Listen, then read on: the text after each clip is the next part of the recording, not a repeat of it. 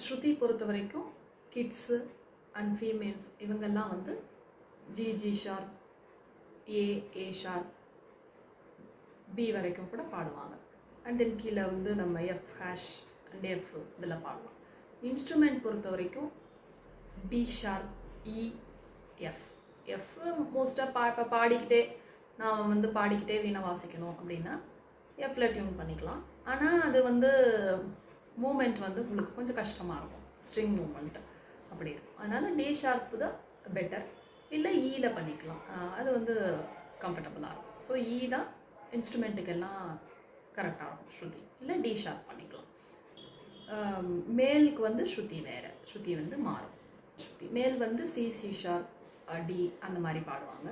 ஜியில் நான் கம்ஃபர்டபுளாக பாடுறேன் அப்படின்னா ஜி, இதுக்கு மேலே நான் வந்து ஜி ஷார்ப்பில் பாடணும், இன்னும் கொஞ்சம் ஏற்றி நான் பாடணும் அப்படின்னா இப்போ ஜி வந்து கம்ஃபர்டபுளாக ஆயிடுச்சு உங்களுக்கு.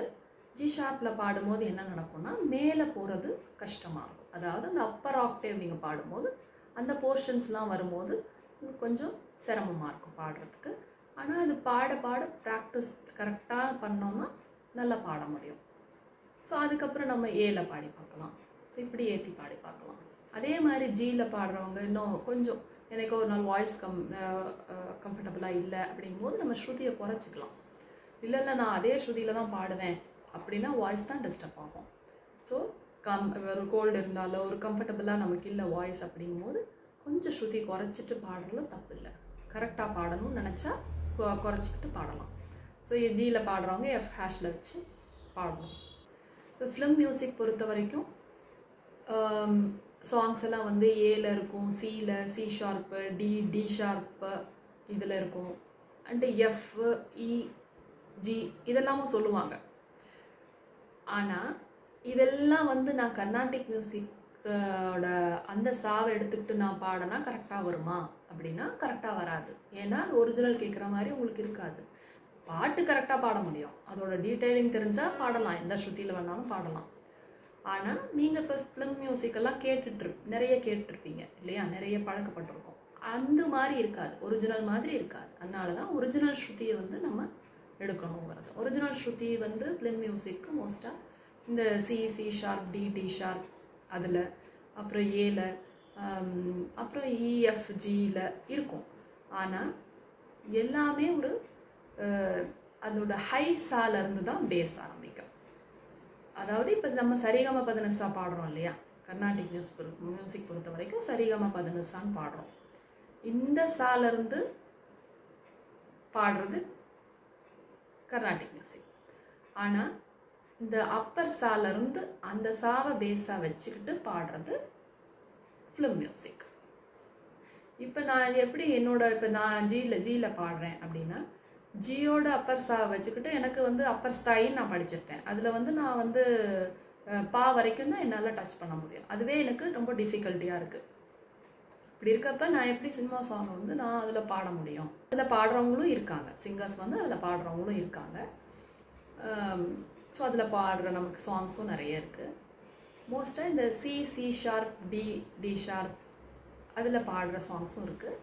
அதுவுமே கஷ்டம்தான். எல்லாமே அதுக்கு வந்து வோக்கல் ப்ராக்டிஸ் பண்ணணும், அதுக்கான ப்ராக்டிஸ் பண்ணணும். கொஞ்சம் கொஞ்சமாக நம்மளோட ஸ்ருதி ரேஞ்சை வந்து இம்ப்ரூவ் பண்ணிக்கிட்டே போகணும். அண்ட் அது வந்து ஃபுல்லாகவே நம்ம இப்போ பாடுற மாதிரி ஒரு சிங்கிங்கில் பாடினோன்னா அதை ரீச் பண்ணுறது கஷ்டமாக இருக்கும். ஸோ அந்த ரெண்டு ஸ்ருதியும் உங்களுக்கு புரியணும், அதோட கனெக்டிவிட்டி நமக்கு தெரியணும், எப்படி வந்து அது கனெக்ட் ஆகுது அப்படிங்கிறது. இப்போ ஒரு சாங்கில் மேலேயும் இருக்கும் கீழேயும் இருக்கும். ஸோ இது எல்லா போர்ஷனையும் டச் ஆகிற மாதிரி ஒரு ஸ்ருதியில் பாடணும். இப்போ சியில் பாடுறோம்னு வச்சுக்கோங்க, சியில் பாடும்போது நான் எல்லா போர்ஷனையும் என்னால் டச் பண்ணிட முடியும் அப்படின்னா அதை எடுத்துக்கலாம். இல்லை சி ஷார்ப்பை பாடும்போது எனக்கு வந்து அதில் வச்சுக்கிட்டு நான் பாடும்போது என்னால் கொஞ்சம் மேலே போகிறது கஷ்டமாக இருக்கும், கீழே நான் ஈஸியாக பாடிட முடியும். அப்படிங்கும்போது அதுக்கான ட்ரைனிங் நம்ம எடுக்கணும். அந்த மேலே பாடுறதுக்கு பாடி பார்த்து ப்ராக்டிஸ் பண்ணி நம்மளால் அந்த நோட்டை டச் பண்ண முடியுதான்றதை நம்ம பார்க்கணும். இப்போ நான் இல்லை எனக்கு அது கஷ்டமாக இருக்குதுன்னு சொல்லிட்டு ரொம்ப கீழே வச்சுக்கிட்டு பாடும்போது ஒரு சாங் வந்து கீழே நிறைய போர்ஷன்ஸ் இருக்குது, ஆனால் மேலே வந்து அதோட போர்ஷன்ஸ் கம்மியாக இருக்குது அப்படி வச்சுக்கலாம். இப்போ அந்த சாங்க்கு நான் கீழ் ஸ்ருதி வச்சேன்னா, ஸ்ருதி வந்து கம்மி பண்ணி வச்சேன்னா என்னால் கீழே ரீச் பண்ணுறது கஷ்டமாக இருக்கும். அண்ட் தென் வாய்ஸும் கிளாரிட்டியாக வராது. மேலே வந்து நான் பாடிடுவேன், ஏன்னா நான் ஸ்ருதியை குறைச்சி வச்சுருக்கேன், அதனால் எனக்கு மேலே பாடிட முடியும். ஆனால் கீழே அந்த சாங்கில் நிறைய கீழ் போர்ஷன்ஸ் இருக்கும்போது என்னால் அந்த கீழே வந்து நிறைய கம்ஃபர்டபுளாக பாட முடியாது. அதனால் கரெக்டான ஸ்ருதியை சூஸ் பண்ணுறது ரொம்ப முக்கியம். எந்த ஒரு ஸ்ருதியில் நம்மளால் மேலேயும் ரீச் பண்ண முடியணும், அந்த நோட்ஸோட ஹை போர்ஷன்ஸையும் நம்மளால் ரீச் பண்ண முடியணும், அந்த நோட்ஸோட லோ போர்ஷன்ஸையும் நம்மளால் கரெக்டாக ரீச் பண்ணுறது தவிர அதை கரெக்டாக பாட முடியணும். அந்த ஒரு நெளிவு சுழிவோடு அந்த ஒரு அவங்க என்ன டீட்டெயிலிங் கொடுத்துருக்காங்களோ அதோடு என்னால் பாடக்கூடிய அளவுக்கு கம்ஃபர்டபுளான ஸ்ருதி எடுத்து பாடினா பெட்டர். அப்படி இல்லை அப்படின்னா அதுக்கான ட்ரைனிங் அதுக்கான ப்ராக்டிஸ் பண்ணி நம்மளால் நம்ம ஸ்ருதியை ரேஞ்சை வந்து இன்க்ரீஸ் பண்ண முடியும். இதுதான் வாய்ஸ் ரேஞ்ச். உங்களோட வாய்ஸ் ரேஞ்சை இம்ப்ரூவ் பண்ணுறதுக்கு இந்த எக்ஸசைஸ் பண்ணுங்கள் அப்படிலாம் சொல்கிறாங்க இல்லையா. ஸோ அதெல்லாம் வந்து நம்ம அந்த எக்ஸசைஸ்லாம் பண்ண வாய்ஸ் ரேஞ்ச் வந்து நமக்கு இன்க்ரீஸ் ஆகும். நீங்கள் இப்போ சி ஷார்ப்பில் பாடிட்டீங்கன்னா உங்களுக்கு சி ஈஸியாக இருக்கும் பாடுறதுக்கு.